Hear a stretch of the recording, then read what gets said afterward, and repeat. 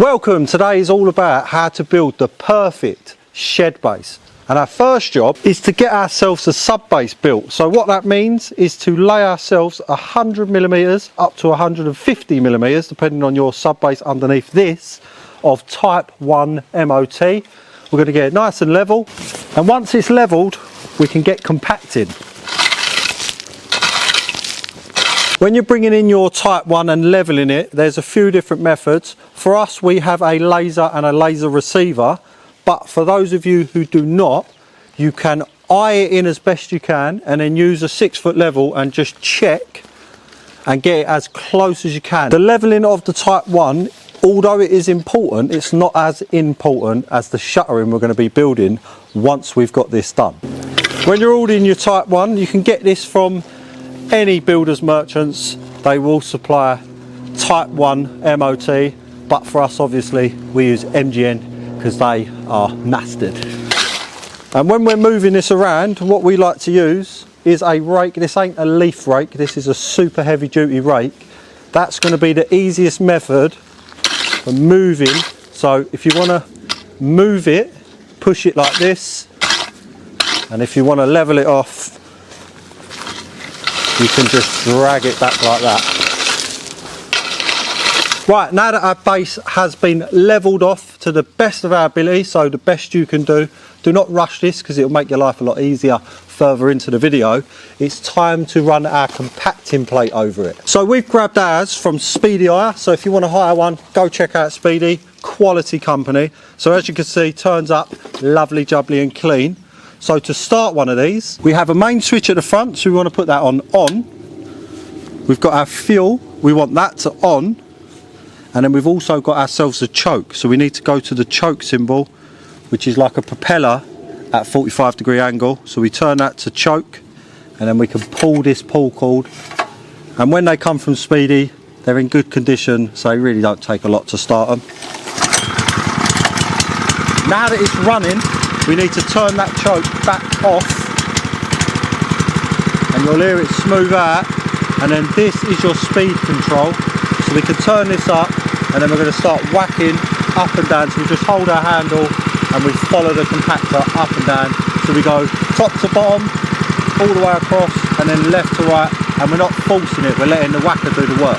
Right, that is our base compacted. There's a couple things I will give you. If you're laying this in the summer and it's super hot and this is super dry, get yourself a hose and hose it down. One, it stops the dust. Two, it's going to compact a lot better.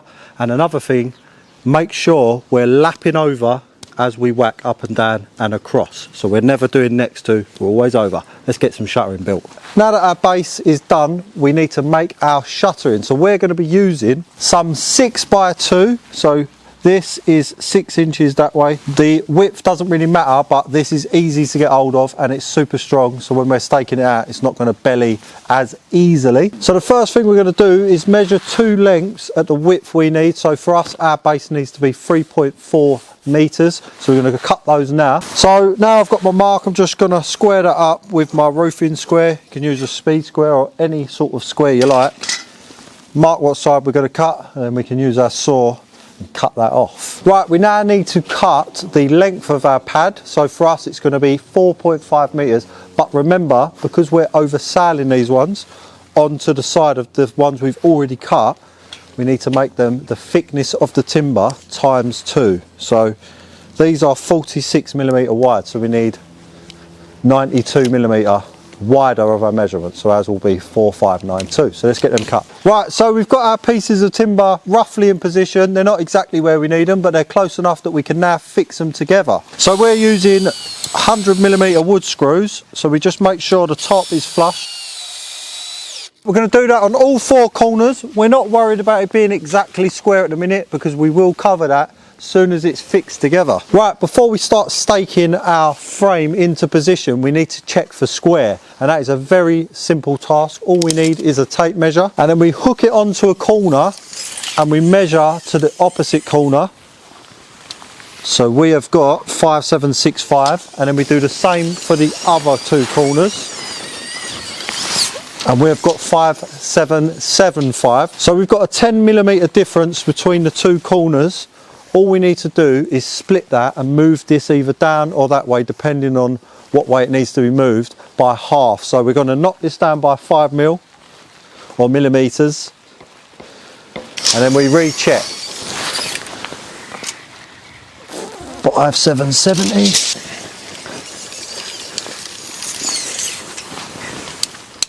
5770. Right, that's it. Our corners now measure at 5770, which is perfect. You do whatever you need for yours, and now we can start staking this into position and move on to the next step. Right, so Phil's got the frame in. We've got the base as best as we can for now, but now it's time to stake it and get the frame level. And what we're using for that, we're using some 2x2, and we're going to cut a chamfer in the end of it. So we've cut the timber, and then we're left with a sharp diagonal, and that's to help it get into the ground. And Phil's going to show you how to level the frame. Right, to find our highest point, which is what we need to do first before we start leveling up, if you just chuck yourself a level on, as you can see, we need to come up down there, and if we put it on this side, that side also needs to come up. So this is our highest point. So we've put ourselves a stake here. Right, using our club hammer or a sledgehammer if you've got one, we're going to start it into the ground, and then we're going to send this as far in as we can. So we've got ourselves some screws in our stake. Because this is the highest point, we can just fix this straight in. We don't need to worry about lifting our frame. So we get those in.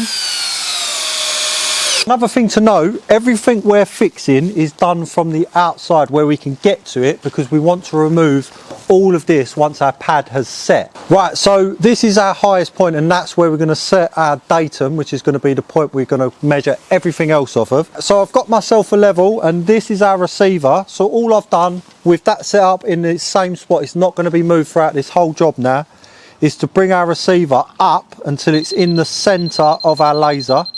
And don't worry if you can't see it and it's too bright outside, we can just use the screen that's going to tell us where we need to be. Basically what we're after is that solid tone that tells us that we are spot on in the center of our receiver. And on the receiver, as you come up towards your line, it will actually tell you need to go up, or if you go too high, it will tell you that you need to go down until you hit that dead center spot. So remember, you can still use the level, there's nothing wrong with that, but for us we have got a laser and a receiver. So all we're going to do with this is, now that it's set, we can take it round to the corners, and our receiver's telling us we need to go up, so we can lift our frame up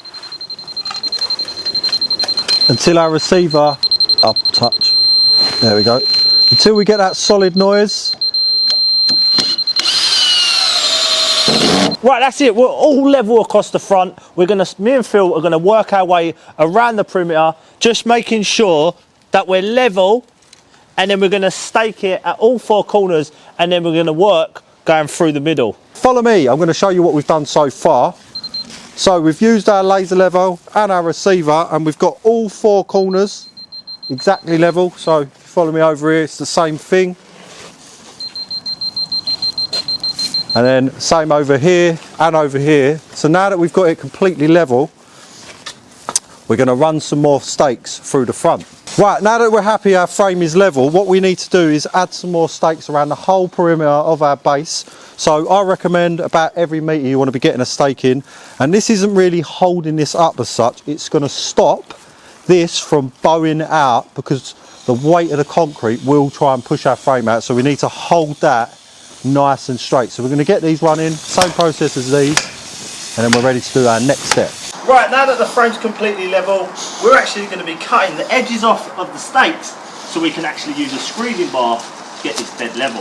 Right, so we're going to cut the stakes from a slight angle to make sure that when we're running our pad bar over, that it won't hit no bumps. So if you look here, we've got some gaps. What we're going to do, we're going to top up our type 1 to the bottom of this plate, re-whack it, and then it's time to move on to the next stage. So now you can see getting your base absolutely 100% at the beginning is not all that important. We can adjust it now. Right, now that we've leveled off our next layer of type 1, one last little step, something that we've needed to do, you might not need to do, is we've braced the back, because these stakes here don't actually go into the floor because we've got a small layer of concrete along the back.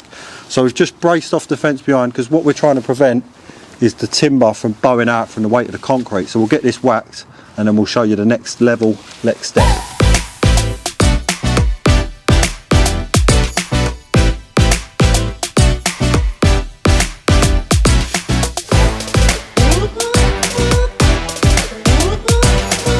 it's time to add some sharp sand into our base, and all we're going to do is just do a thin layer of sharp sand over our type 1 base, and what that is to do is to help protect the DPM plastic sheet we're about to lay. And also getting this in, we've made a temporary ramp because we don't want to knock or damage our frame. So all we're doing is just laying a thin layer around.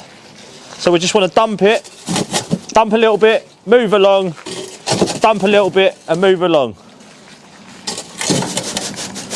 Right, what I'm going to do now is just put a small layer over the top of everything. So all this is to do is just to stop any sharp stones piercing through our DPM, which we're going to lay on top of this. So it hasn't got to be a specific depth or anything because we're not building to building control. This is just a base. So I'm just going to use the back of the rake. You don't want to use the spikes because what you're going to do is pull all the stones back up, and that's what we don't want. Now that we've got this all nice and flat, we can start putting down our DPM. So this is our DPM. It's just a black plastic sheet. So we're going to cut it to length, which we're going to show you, and then we're going to unfold it and fill this whole area with a DPM layer. So what a DPM is basically a barrier. So what we're doing is we're controlling the moisture inside of here. So nothing from underneath can come up into our base and basically give you a wet floor or too much moisture. So we'll just roll this out. We're going to be coming up our frame and over.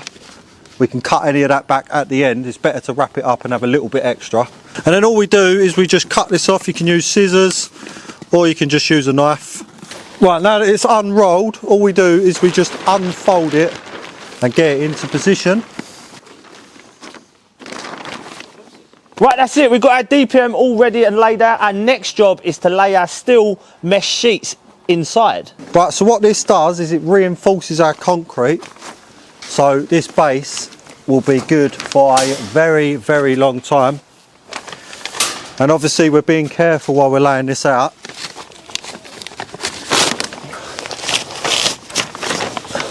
Because we don't want to pierce the plastic sheet. Right, with our last sheet, we're just going to split it into two. Again, we're just going to overlap them. We don't need to have a single sheet. We can overlap these. So I'm just going to use a grinder, spin this in half, and then we'll lay it on top. And you've got one last step before we look at how much concrete we need to order. So our last step before we start looking at how much concrete we need is to get this steel up off the floor. It doesn't provide any strength being at the bottom. So what we use is something called mesh men. So this is a mesh men. This is what they look like. It's just a little blob of concrete pretty much. And what we're going to do with these is we're going to be setting them underneath our steel, and we want one for every other. So a square of 4 will have one on each corner, and we're going to do that throughout the whole base. Right, to work out the amount of concrete we need, all we do is we take the width and the length, and then we're going to times those together, and then we're going to times that by the depth of our base. So for us, we've got 3.4 and we've got 4.5. That gives us 15.3, and then we're going to times that. Because we've got 140 millimeters, we're going to times that by 0.14. So we need 2.1 cubic meters of concrete, and that is our concrete is ordered. Right, it's now time to get our concrete in. We have ordered a pump, so they're going to be pumping our concrete straight into our base. You can do it with wheelbarrows, but you don't need to. So the guys have set their pump up. It's in place. They're going to start pouring it. One other thing is we've got ourselves a straight bit of timber that we're going to be tamping the concrete off with, which you will see. But it's all about to get a bit fast, so everything's quite quick now.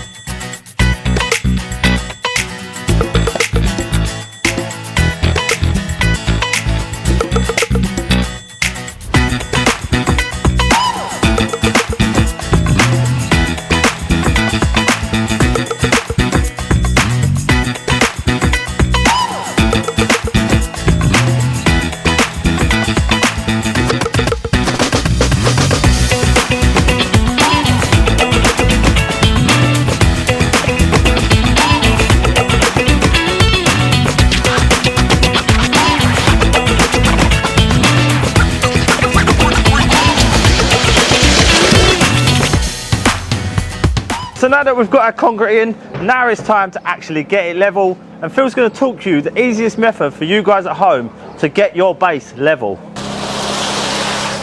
Right, so when we're putting this in, what we're doing, we're actually a little bit higher, which is what we want. We're then dragging the extra off as best we can, remember, because we're flat on the top here.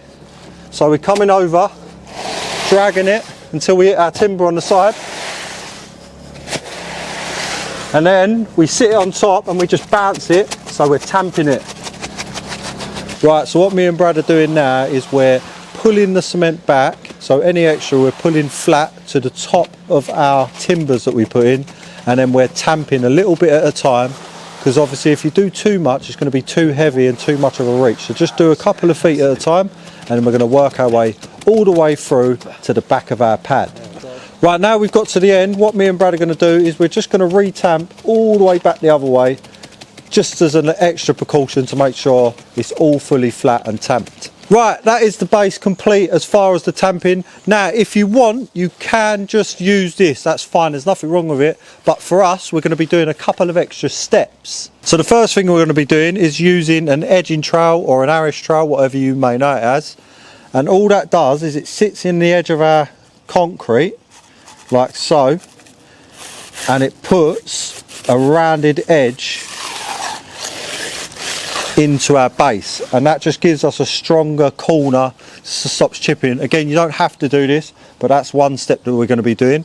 Another thing we're going to be doing is using a ball float. So this is a ball float, it's basically a big float, and we've got a lot of poles on it so we can reach really far, and we're going to be basically making the top nice and flat.